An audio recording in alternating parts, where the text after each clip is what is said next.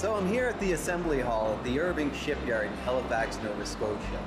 The largest covered shipbuilding facility in all of Canada. This building is so big that if you turned it on end, it'd be as tall as the CN Tower. The story here isn't the building. It's the hundreds of people that take raw steel to turn it into the components that piece by piece, step by step, go towards making our Arctic patrol vessels. We're in Irving Shipbuilding's assembly hall where the manufacture of the ships actually start. So if you can imagine, the steel had to come in on a big truck, and that truck had to sit and wait for the steel to be unloaded. We constantly have trucks sitting all around. So they designed these steel platforms, and we have remote control transport, which are battery operated and controlled by personnel who come down, pick these up, and move them anywhere in the facility. So where we're at right now is where they make all the small steel pieces. So engine foundations, pump tops, tanks, all the pieces that we're gonna need to put in the ship a little bit later on. So at all these benches, they're working on all the small parts that will come together. So when we think about where we're going from here, we've got all the small parts being built. Yeah. Then we're gonna start building the outside skin of the units, and then we're gonna put those together, and we're gonna build our building blocks. And it's good analogies like Lego, right? We build small blocks, we put several small blocks together, then we put those bigger blocks together, and then the bigger blocks become the ship. So when we're talking about how we build the ship, the smallest block we call a unit, and we'll see units up here. We put one or more unit together to become a block. We put 3 or 4 blocks together to become a mega block, and we put 3 mega blocks together to become a ship. So you can see that the ball profiles are loaded in a specific order, and each one has a unique barcode. Those are used to tell the operators and the machines where they go. So this rack will be fed into the machine later, and the machine will pick up each profile and automatically weld it in place. Now the first step on our panel line is our one-sided welder. So what this does is it seams the plate together. They might need to be of various size or shape to fit the unit. Now, if you think about, if you didn't have a one-sided welder, what you would need to do is you would need to weld one side of the plate, you would need to flip it, gouge out the backside, and refill it to get a full penetration weld through the plate. What this machine does is it's specially designed to pack up under the plate and do a full penetration weld without ever having to flip it. When you weld 2 pieces of plate together, before you cut all the holes where maybe pipes or other pieces of equipment go through those plates, you want to make sure it's fit and size. So then that goes into our microstep machine, which does our cutting and marking of the plates. Very cool. Now we have panels. Now the machine has put all the stiffeners in one direction, but to make the panels really rigid, we now have to go back and put stiffeners in the other direction, and that's now a manual process. So we have stiffeners that are cut out to sit on top of each one of the ball profiles, and the team here will go in and weld those out manually. Now, as I mentioned earlier, the ship has flat pieces and curved. So everything that's happening here for the flat pieces has to happen over there for the curved pieces of the ship. So over there, we have specifically designed pins that match the shape of the ship. Those pins, we lay the plates on, and we have curved profiles. It's the same thing that happens here, but everything is shaped. So I've got a question. How do you get it to bend? Because that steel looks really strong. Yeah, so over at our Marine Fabricators facility, we have a giant coral press, which takes all the plates and bends them, and we have a big frame bending machine that bends all the profiles. Okay, so this process of putting all the panels together to make the unit is what we call main structural assembly. So this is the heaviest steel component of this end of the shop. So basically the teams here are working to build all the boxes together so we can get ready to start putting all the outfitting, applied electrical, mechanical, into these blocks as they become the ship.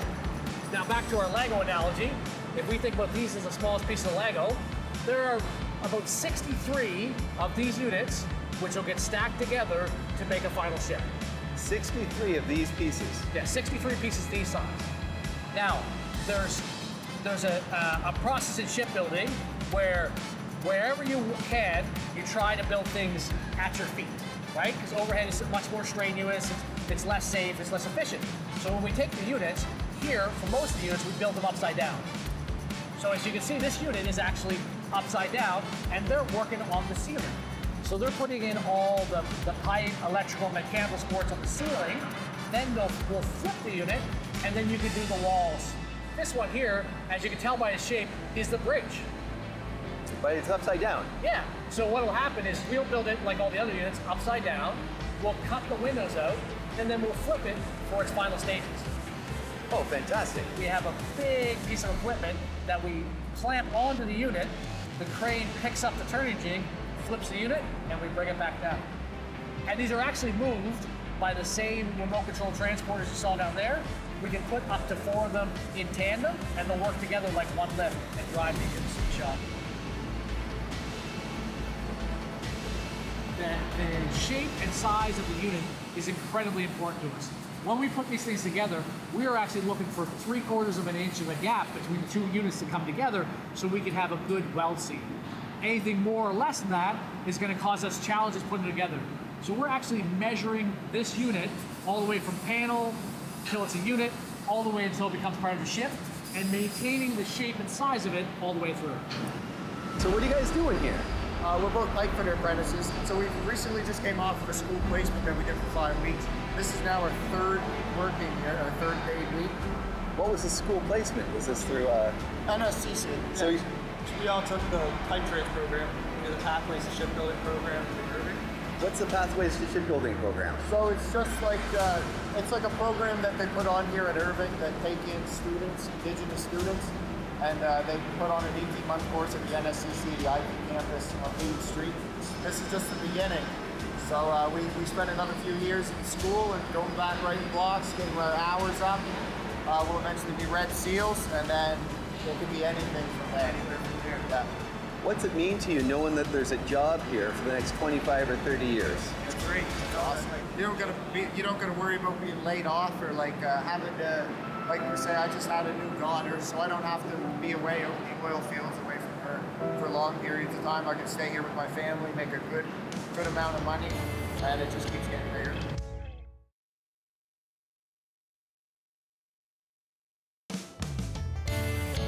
So I work for the apprenticeship program. I'm what they call a skills and development coach, and I look after all the welding apprentices in the shipyard. Kind of their main support system from right when they come in all the way up to achieving the red seal. So you bring them along. Do you visit them on the floor? Absolutely. It's everything from like I said, like academic support. We do training exercises. Really, the focus of what I do is trying to get them the core skills of their apprenticeship. Make sure they're getting a more well-rounded apprenticeship structured, and all the support that they need to achieve the red seal. We take it around to a lot of schools. Actually, I go and do like career presentations at high schools and stuff. We bring these with us and give people a little bit of hands-on, and usually there's a lot of fun with it. You know, it's a fun little tool to have. You know, it's not exactly like the real thing, certainly, but it gives people a little bit of sense of some of the dexterity skills of welding. After we put one or more of the units together, we bring them in here for paint. So if we think about the process, we now put as much outfitting as possible as we can before paint. You know, really to think of the magnitude, there is in around 400,000 pieces that come together to build a ship. So this is where you would use the turning jig, is in this section to flip it. So if you notice, for some strange reason, we have a wide open space with nothing going on in it. This is our lift and turn area. So basically what happens here is when units are ready, these doors roll open. The remote control transporters pick up the units, most of the time blocks, a few units together, and drive them into the paint booth. And then you can see inside, the units are staged and they're spray painted. If we think about, we're driving down Barrington Street, we're about to pass the low side where it steps up into our ultra hall. Okay, This is where things get big. let's go. So blocks are the next kind of Lego segment where we stack 3 or more of the Legos together, and we're gonna put them together before they go into paint, so that we don't have to paint each unit on its own. Gives us more space, fully utilizes the paint booth, and less individual paint cycles. And how much do the blocks weigh? It's all dependent on what those blocks are for. Okay. So you can see like sections of a block like this one that are fairly straightforward. You know, I mean, this may be a 200-ton block, but then an aft end block like the one we saw on there that is all the heavy hull steel, maybe 400 or 500 tons. And now we're going to start to see the ship come together. We're going to put those blocks into mega blocks. Today we're actually we're creating a course in the line heating today, so we're doing a practical aspect of it today. So it's a little bit of experimentation here on how much we can get something to distort, so that we can put a program together on how to correct it. It's an art, and it takes a little bit of practice to get down how the steel is going to react when you do certain things to it. So. You can read it out of a book all day long, but it's one of those practical things that you got to get your head around first, right? You know, see what works and what doesn't work. So it basically mimics what welding distortion does on the floor. So if we can mimic it up here, and then actually put a practical course together, so we can start bringing people up off the floor and training them how to correct the stuff that's happening. So they can self-correct. Yeah. So they can self-correct, yeah, basically as we do the build, right? What kind of impact do you imagine you have on the people that you mentee? I know what it's meant to me when I was young and I started out in the trade, and the mentors that I had along the way, and I just know how rewarding it is, kind of thing, to make those relationships and to understand, like have somebody that's going to step in there and you know, take care of you, kind of thing, right? You know, it's very, very rewarding. You'll never forget them. So from this vantage point, you can really start to see things come together. These are the paint booths we were standing out in front of. You can see their size and scale. And as you look, this is the ship coming together. We have the large blocks on the elevated platform, 2 blocks waiting for paint, and our 2 mega blocks continuing to be stacked until our big door opens. And so these mega blocks, like you said, are going to be built all the way up to that yellow crane. Yeah, when this block is finished, it'll just clear underneath the hooks of that crane. So if you look at them, they're built on these cradles. And you'll notice the cradles have very specific holes in them. So these holes are designed that we have very similar to our transporters, but very, very long SPMTs, which will roll under the entire length of this ship and lift and carry out. So this is the last resting place before it gets lifted up and brought out. This cradle will follow the ship right to the barge, and when the barge sinks, these cradles will go down with it, and the ship will float up. So you went to school for engineering, I'm guessing? No, actually, as a tradesperson. I took the initiative to do evenings and weekends, online learning, put myself through school, and have spent time in just about every department of the shipyard, and I'm not the only one. There's several directors in their organizations that all started out as tradesmen. Our motto is grow from within, and that's not just trade skills, that's everyone within this organization, right? There's a place for everybody who wants to work hard and do their best. We're all about building skills. So, Victoria, how long have you been here at Irving? Less than a month. Oh, is it less than a month? Yeah. Nice. What are you doing here? I'm a pipe fitter apprentice. A pipe fitter apprentice? Yeah. Nice. What brought you here? Well, I worked in Shelburne ship repair, and then I wanted to extend my learning. Mm-hmm. So I came here where they have a really good apprentice program, so I can eventually get my red seal. Where are we right now? What is this room? What part of Irving is this? This is a training center, so they come up here and teach you things before they put you out on the floor to make sure you know what you're doing before you go down there. So, have you been down on the floor? I was down on the ops floor. I'm on the flushing crew over there. Yeah. So they just brought me up here today to work on this MECLA stuff. In the run of a day, then, you could be working or learning. Yeah. Most times you're doing both anyway. They're really supportive here, huh? Yeah. Yeah, it's great. Now, when I was growing up, it was really not common for a woman to be working in shipbuilding. What are they like with you around here? They're awesome. Yeah? When I was in Shelburne, I was the only female down there out of like, I think 50 or 60 people. So coming up here when there's like so many more females is really nice. because you have that other, like, more support. So everybody treats you the way that they're supposed to, which is really good. Could you imagine yourself even being like a director? Or? Oh yeah, I want to be involved with, like, helping bring women in, because that's something that is huge. Yeah. And there needs to be more of them, because you don't want to be the only one. And here there's so many. Like, I love it. In Sheldon there was only me. Yeah. And that was a struggle. So that was one of my main reasons for coming up here, was so that you can get that one-on-one support if you need it.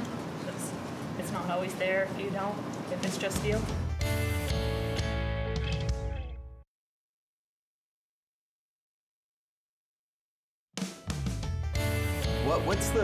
What's the mission of the Margaret Brook? What's it here for? So Margaret Brook is one of our Arctic offshore patrol vessels. So we will go and do operations up north. We're going to go and exercise up north and work with the northern communities so that we can go and protect our northern waters. It's named after Margaret Brook. It is named after Margaret Brook. Margaret Brook was a nursing sister in the Second World War. She survived a torpedo of the SS Caribou, and during that time she tried to go and save a good friend of her named Agnes. Unfortunately, Agnes didn't survive, but Margaret did, and then she went on to go and have a 20-year career in the military, even despite surviving a torpedo sinking of the SS Caribou. The SS Caribou, is that why I see caribous all over the ship? That is, you'll go and see caribous, and you'll also go and see four-leaf clovers all throughout the ship. So since she sank with the SS Caribou, so caribous in our ship's crest, as you can see. Yes. And then the four-leaf clover plays a prominent role as well, because when she was in the sinking, in her coat pocket, she had a four-leaf clover from a soldier that gave it to her for thanking her for helping save his life. So when she got onto dry land, she reached into her coat pocket and pulled out the four-leaf clover. She then went and called her brother, saying that, I think I'm alive because I have this four-leaf clover. So it's quite an awesome story, and we actually have that four-leaf clover mounted. The family went in and gave it to us, donated it to us, and we actually have it on board ship. So it's what the family gave us in a nice locket, four-leaf clover in there to go and bring us safe sailing. Where does the captain sit? So the captain will be sitting all the way here on the port side of the ship. She has her own screen as well, where she can monitor whatever information that she wants to see. She has her own phone as well, and her own connection to the VHF radio. So everything is over there for her to be able to monitor the information. Can you tell me a bit about the changing role of the Canadian Navy in our Arctic? Yeah, for sure. So it's no surprise that the Northwest Passage is opening up from sea ice. So instead of being closed off for mariners, the passage is now going to be open longer and more often throughout the year. So we can go, and with these ships, with the AOPVs and with Margaret Brook, we can go up north safely and be able to patrol our northern coastlines, which we haven't necessarily been able to do that very effectively in the past. So this ship allows us to go and operate up north for longer up north and more safely up north, to go and help with patrolling the Northwest Passage in our northern coastline. It operates in ice. So if you ever thought of, ships shouldn't be hitting things, yeah, ships shouldn't be hitting things, but this ship is designed to go through ice up to almost 2 meters thick.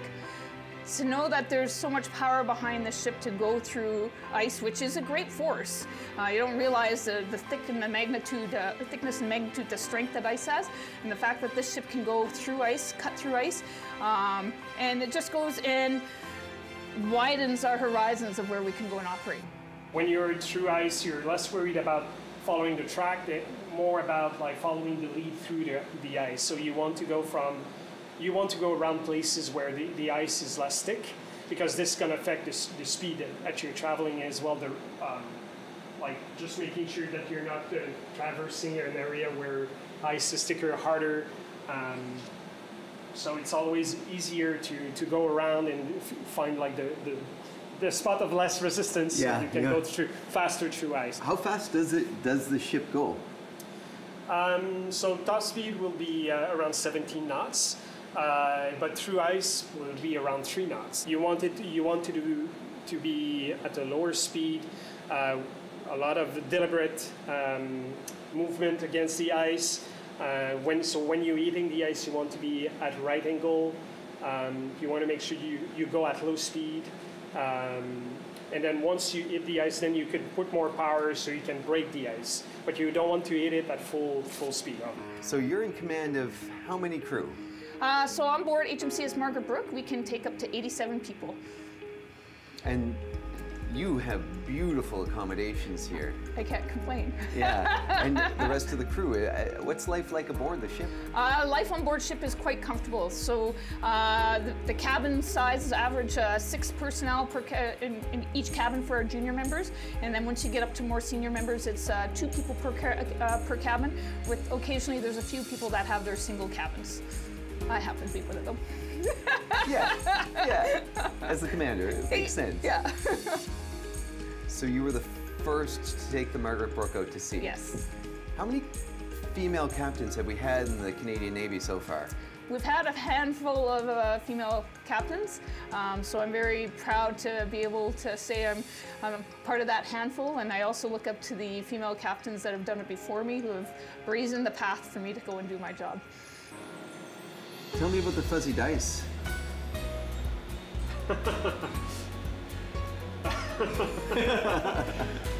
It's a nice touch that we put around the ship to make the ship our home, and to, yes, it's just fun. These small touch that we have towards the ship that makes the ship our ship. We're really like a family on board, and this makes all the difference in the morale of the ship. Talking to the crew aboard, morale seems to be outstanding, and they give a lot of credit to you. Can you tell me a bit about what you do to be such a great leader? I give the credit to the crew. The crew are a fantastic group of people. They're wanting to go and take this ship and explore what we can do with this class of ship.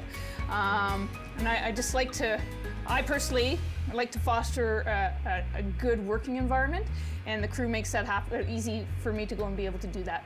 So listening to the crew, fostering I'd like to call it a Margaret Brooke family, because we're very much a Margaret Brooke family. But the crew makes it easy because they're open to ideas, they think outside the box, and they actually make my job very easy. I see the future of the Margaret Brooke going places where these ships haven't gone before. I hope to be part of that in some sort of way, and for me, I'm going to continue to strive to see what I can do in this organization.